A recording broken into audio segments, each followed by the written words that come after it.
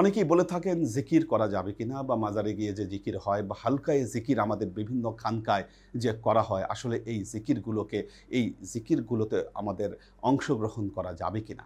দেখুন, পবিত্র কোরআনে আল্লাহ জিকিরের ব্যাপারে বারবার মানুষকে উৎসাহ দিয়েছেন। জিকির না করলে কি হবে, আল্লাহ কি বলেছেন দেখেন। আল্লাহ বলেছেন, অমান আ'রাদা আন যিকরি ফাইন্না লাহু মাঈশাতান দঙ্কা। যে ব্যক্তি আমার জিকির থেকে মুখ ফিরিয়ে নিবে, আমি তার রুজি রিজিককে সংকীর্ণ করে দিব।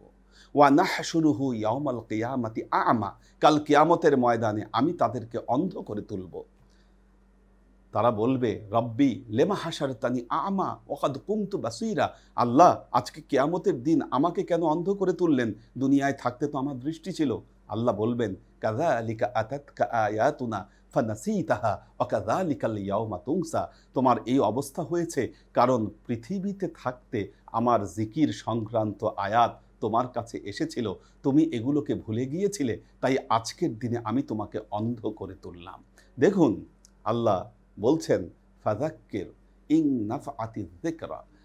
হে নবী, আপনি মানুষকে জিকিরের তালকিন দেন, কারণ কি হবে, এই জিকিরের মধ্যে মানুষের জন্য উপকারিতা রয়েছে। আরেক জায়গায় আল্লাহ বলেছেন, ইন্না যিকরা তানফাউল মুমিনিন। এই জিকিরের মধ্যে মুমিনদের জন্য অপরিসীম উপকারিতা রয়েছে। দেখুন, জিকিরের দ্বারা কি হয়?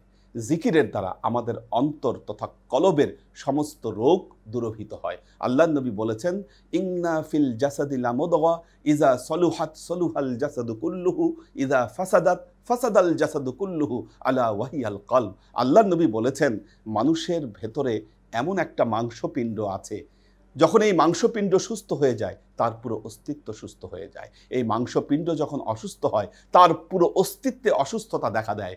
আলা ওয়াহিয়াল কলব, তোমরা জেনে রেখো, এর নাম হচ্ছে কলব। তো এই কলবের এই অসুখ, পবিত্র কোরআনে অনেক আয়াত আল্লাহ বলেছেন, ফি কুলুবিহিম মারাদুন, তাদের কলবের মধ্যে অসুস্থতা রয়েছে।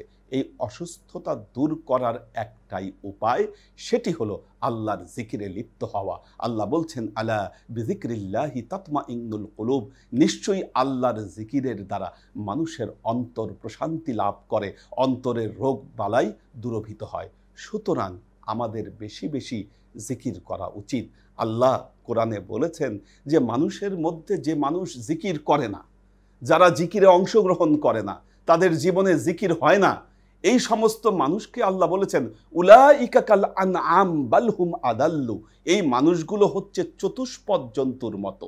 এ কথা বলে আল্লাহ বললেন, চতুষ্পদ জন্তু নয়, বরং চতুষ্পদ জন্তুর চাইতেও আরো নিকৃষ্ট ওই সমস্ত লোক যারা জিকির করে না। সুতরাং দেখুন, আমরা আল্লাহর নাম নিয়ে বেশি বেশি আমরা জিকির করি, আমাদের জীবনে সফলতা আসবে।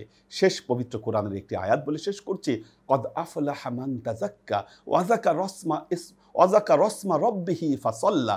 ওই ব্যক্তি সফল হবে যে ব্যক্তি আত্মশুদ্ধি নিয়ে আসে নিজের মধ্যে এবং আল্লাহর নামের জিকির আদায় করে। এই জিকির আদায়ের সাথে সাথে সে নামাজও পড়ে। আসুন আমরা জিকির করি, আমরা নামাজ আদায় করি, আমাদের জীবন ফুলে ফলে সুশোভিত হবে। ভালো থাকুন, সুস্থ থাকুন। আসসালামু আলাইকুম ওয়া রাহমাতুল্লাহি ওয়া বারাকাতুহু।